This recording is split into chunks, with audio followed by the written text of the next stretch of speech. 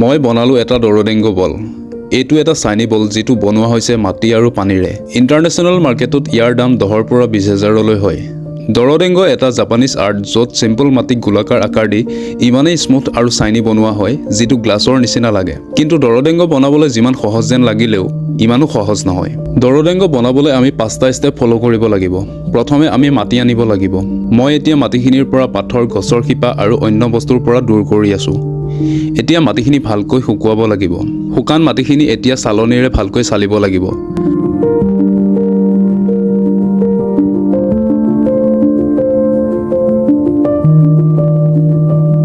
আৰু এইখিনি মাটিৰ পৰা নলগা বস্তুখিনিক আঁতৰাই পেলাব লাগিব যাতে একেবাৰে সূক্ষ্ম মাটি পাওঁ।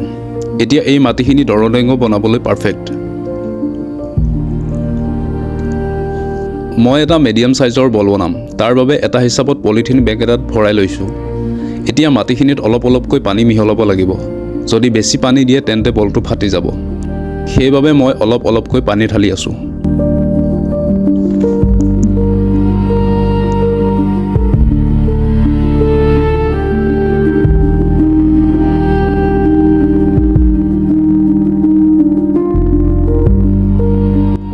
এতিয়া মাটিখিনিক বলৰ আকাৰ দিব লাগিব।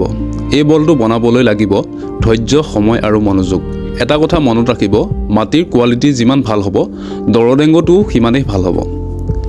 এইটো বল বনাবলৈ কিছুমান মানুহে ঘণ্টা নহয় দিন লগাই দিয়ে। কাৰণ জাপানত এই আৰ্টটো ষ্ট্ৰেছ দূৰ কৰিবলৈ ব্যৱহাৰ কৰা হয়। এটা সৰু ভুল যেনে বেছি হাতৰ চাপ বা বেছি মইশ্চাৰ আৰু গোটেই বলটো ফাটি যাব। মই ইয়াক সকলো ধৰণেৰে গোল কৰিবলৈ চেষ্টা কৰিছো আৰু এতিয়া ইয়াক শুকাবলৈ দিম।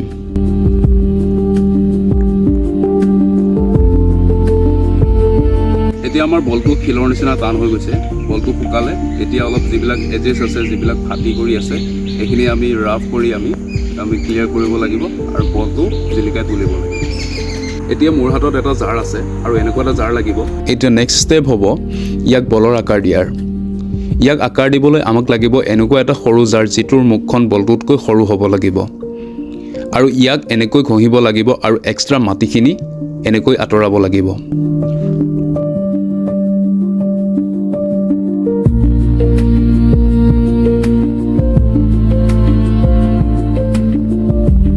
দুই ঘণ্টা ঘঁহাৰ পিছত ই এনেকুৱা দেখিছে। আৰু নেক্সট ষ্টেপ হ'ব ইয়াক স্মুথ বনোৱা। বলটোক স্মুথ বনাবলৈ বলটোক প্ৰথমে পানীত ডুবাই চালনীৰে চালি থোৱা মাটি অলপ গাঁতবোৰত লগাই এনেকৈ বলটোৰ ওপৰত তেতিয়ালৈ ঘঁহিব লাগিব যেতিয়ালৈকে বলটোত থকা সকলো গাঁত ভৰি নাযায়।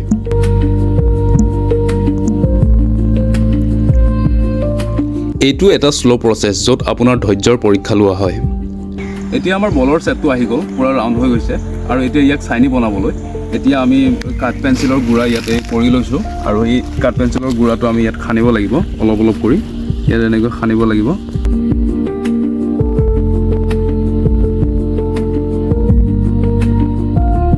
দৰদেংগ বনোৱাটো মাত্ৰ এটা এক্টিভিটি নহয়, এইটো এটা পেচেঞ্চৰ টেষ্ট হয় য'ত তোমাৰ হাত, মগজু আৰু ধ্যান মিলি কিবা এটা পাৰফেক্ট ক্ৰিয়েট কৰে।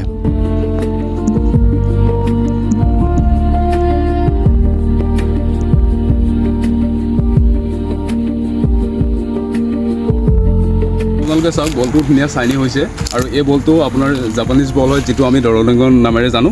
আৰু এইটো বল ষ্ট্ৰেছ দূৰ কৰিবৰ কাৰণে কৰা হয়। আৰু এইটো আপোনাৰ বলটো এতিয়া চাওক ধুনীয়া চাইনি হৈছে।